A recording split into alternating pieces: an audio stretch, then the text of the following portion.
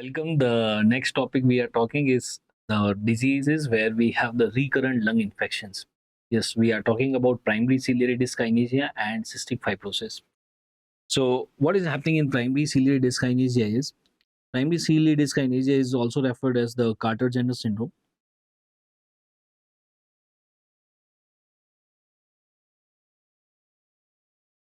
In our body, we have the cilias at different places. They have their different functions.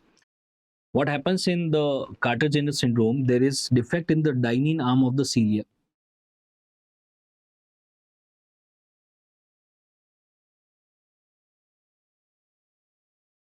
अगर दाहिनी नाम खराब होगा तो बेसिकली सीलिया काम नहीं करेगा। सीलिया जैसे हमारे रेस्पिरेटरी ट्री में होते हैं, इनका काम होता है म्यूकस को क्लीन करना।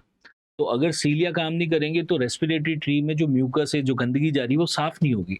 सो I can say because of this there is going to be decrease in the mucociliary clearance in the lung.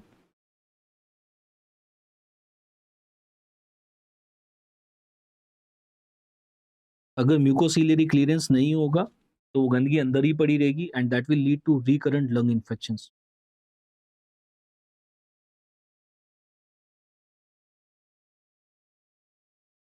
Secondly, these cilias are also there in the sinuses. So there is going to be decrease in the clearance of sinus. और अगर sinus का mucus clear नहीं होगा then it will lead to recurrent sinusitis. Then these cilias are also there in the sperm to help in the movement of the sperm. So I can say that there is going to be decrease in the movement of the sperm. That is called as asthenospermia. And that will lead to infertility. सो अगर किसी के डाइनी नाम सीलिया का खराब है तो सीलिया काम नहीं करेगा। सीलिया काम नहीं करेगा तो लंग्स में इन्फेक्शन होगा, साइनस में होगा, स्पर्म में मूवमेंट नहीं होगा।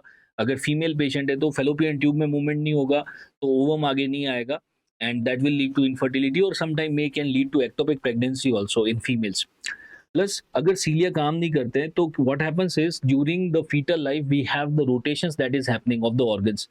तो इन पेशेंट्स के ऑर्गन भी रोटेटेड नहीं होते हैं। हार्ट जो है वो more on the right side आ जाता है, लीवर अपोजिट साइड चला जाता है। That is called as situs inversus.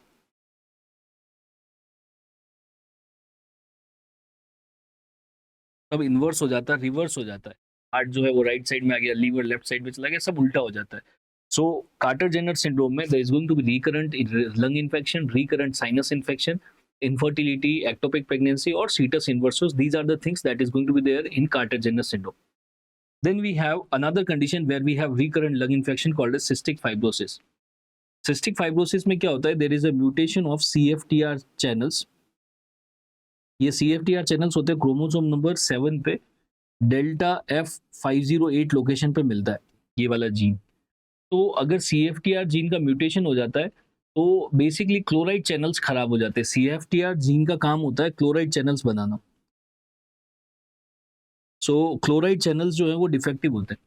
अब अगर लंग्स के अंदर क्लोराइड चैनल्स डिफेक्टिव होंगे तो जो म्यूकस बनता है वो बहुत गाढ़ा बनता है। The mucus is so thick that cilia उसको बाहर नहीं फेंक पाते। अगर आप कंपेयर करो इसको कार्टर जेनर सिंड्रोम में, कार्टर जेनर सिंड्रोम में सीलिया खराब हो गए थे इसलिए म्यूकस अंदर ही रह गया। अब सिस्टिक फाइब्रोसिस में क्या हो रहा है कि सीलिया तो सही है लेकिन म्यूकस इतना गाढ़ा है कि सीलिया उसको क्लीन ही नहीं कर सकता, क्योंकि उसके उसके अंदर क्लोराइड चैनल्स खराब थे। जो म्यूकस बना है ना वो बहुत गाढ़ा बन गया। So I can say there is going to be thick mucus. अगर बहुत थिक म्यूकस बनेगा तो there is decrease in the clearance. Decrease in the clearance will lead to recurrent infections. Plus there is going to be in pancreas there is going to be thick secretions. जो pancreas के secretion होते हैं वो भी बहुत thick होते हैं। So there is decrease in the excretion of the pancreatic enzyme, decrease in the clearance of the pancreatic enzyme, and that will lead to pancreatitis. So these patient can present as pain abdomen also. ऐसा देखा जाता है कि इन patients के अंदर there is associated with vas deferens absent. अगर vas deferens नहीं होगा the sperm is unable to come out from the testis to seminal vesicle. Vas deferens जो है वो स्पर्म को लेके आता है। अब स्पर्म नहीं आएगा तो इस पेशेंट के सीमन में स्पर्म होगा ही नहीं, that is called as azoospermia. Azoospermia होगा। प्लस इन पेशेंट का जो स्वेट होता है, स्वेट के अंदर there is going to be excess chloride. Excess chloride आने से इनका जो स्वेट होता है it's going to be very salty, बहुत सॉल्टी होता है। तो क्या होता है कि मदर जो होती है वो ये कंप्लेन करके आती है कि जब भी वो उसके बच्चे को किस करती है तो वो बोलती है कि इसकी जो स्वेट है वो बहुत ही ज़्यादा सॉल्टी है, इसका स्किन जो है बहुत सॉल्टी है।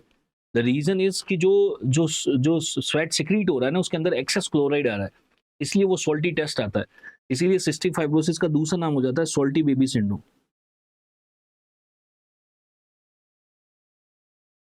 Salty baby syndrome.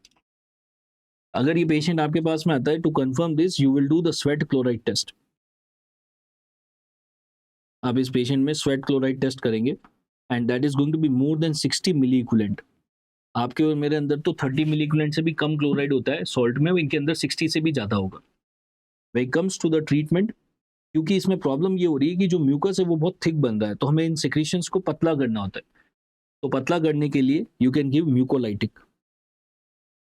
One of the example of mucolytic such as N-acetylcysteine।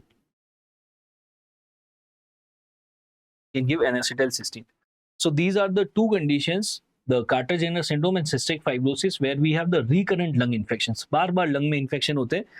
Quarter Jenner syndrome में तो सीलिया खराब था, तो बार बार लंग इन्फेक्शन हो रहा था क्योंकि म्यूकस बाहर नहीं आ रहा था, और सिस्टिक फाइब्रोसिस में तो म्यूकस ही इतना थिक हो गया कि वो बाहर आ ही नहीं पाता, तो इसमें भी रिकरेंट लंग इन्फेक्शन होता है। So these are the two common conditions where we can have the recurrent lung infections. Thank you.